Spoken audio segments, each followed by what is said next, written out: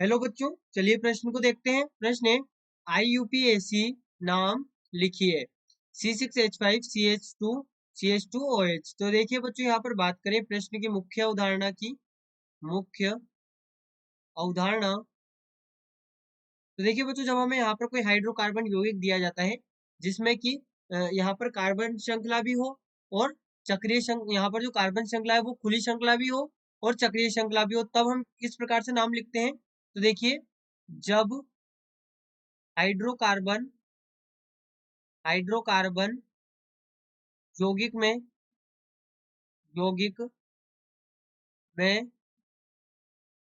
खुली श्रृंखला व चक्रीय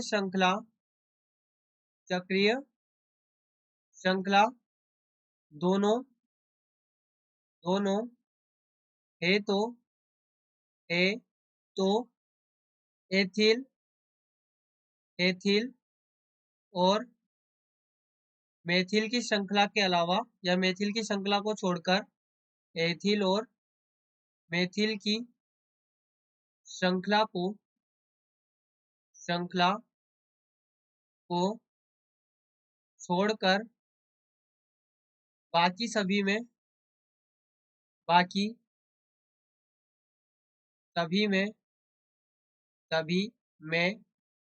खुली श्रृंखला को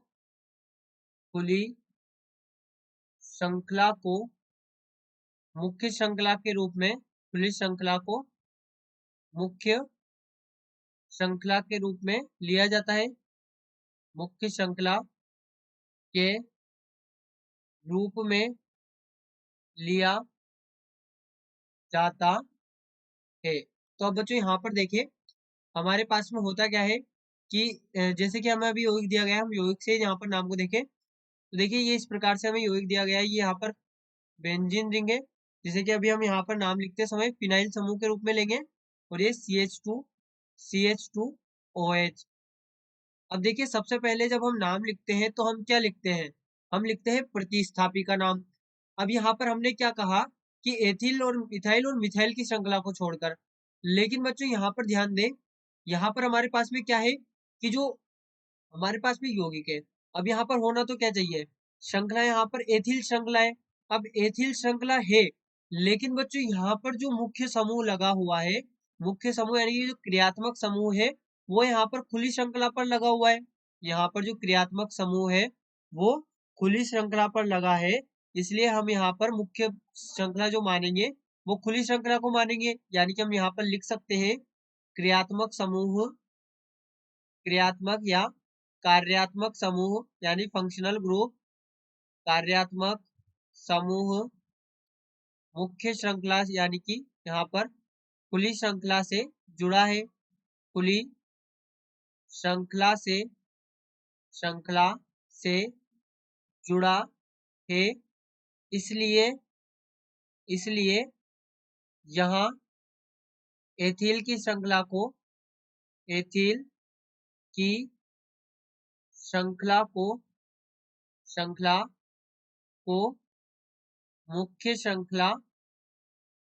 मुख्य श्रृंखला माना जाएगा। यदि ये मुख्य समूह, यहाँ पर यदि ये OH समूह यानी क्रियात्मक समूह नहीं जुड़ा होता खुली श्रृंखला से, तो फिर हम यहाँ पर जो एथिल श्रृंखला है इसको मुख्य श्रृंखला नहीं मानते, हम फिर जो हमारे पास में फिनाइल है इसको यहाँ पर मुख्य श्रृंखला मानते हैं। लेकिन अभी यहाँ पर कार्यात्मक समूह खुली श्रृंखला से जुड़ा है, तो हम यहाँ पर इसको मुख्य समूह मानेंगे, और जो इसको नंबरिंग देंगे वो यहाँ पर देंगे 1 2, क्योंकि कार्यात्मक समूह को पहला नंबर देते हैं, जो प्राथमिकता देते हैं वो कार्यात्मक समूह को देते हैं। तो यहाँ पर जो इसका नाम होगा वो होगा, सबसे पहले तो हम क्या लिखते हैं, हम यहाँ पर प्रतिस्थापी का नाम लिखते हैं। प्रतिस्थापी यहाँ पर कौन हो गया, ये जो यहाँ पर रिंग श्रृंखला है प्रतिस्थापी हो गई। तो यहाँ पर हम लिखेंगे 2 फेनिल या 2 फेनिल और एथेन एन। अब यहाँ पर एन क्यों लिख रहे हैं हम, तो देखिए एथेन 1 ओल, यहाँ पर हम लिखेंगे एथेन 1 ओल। अब एथेन 1 ओल क्यों लिख रहे हैं, तो देखिए यहाँ पर संतृप्त, यहाँ पर ये श्रृंखला है तो हम इसके लिए प्रयोग करेंगे एथेन, और जो यहाँ पर कार्यात्मक समूह है वो एल्कोहल, तो एल्कोहल के लिए हम प्रयोग करते हैं ओल, और ओल कौन से नंबर पे लगा, 1 नंबर पे। तो यहाँ पर ये होगा 2 फेनिल एथेन 1 ओल। तो यहाँ पर इसको हम लिखेंगे 2 फेनिल या फिनाइल इथेन इथेन 1 ओल, यानी कि हमारे पास में 2 फेनिल 1 इथेनॉल हो जाएगा। तो ये हमारे पास में इस प्रकार से इस यौगिक का IUPAC नाम होगा। तो बच्चों आशा करते हैं आपको प्रश्न समझ आया होगा। धन्यवाद।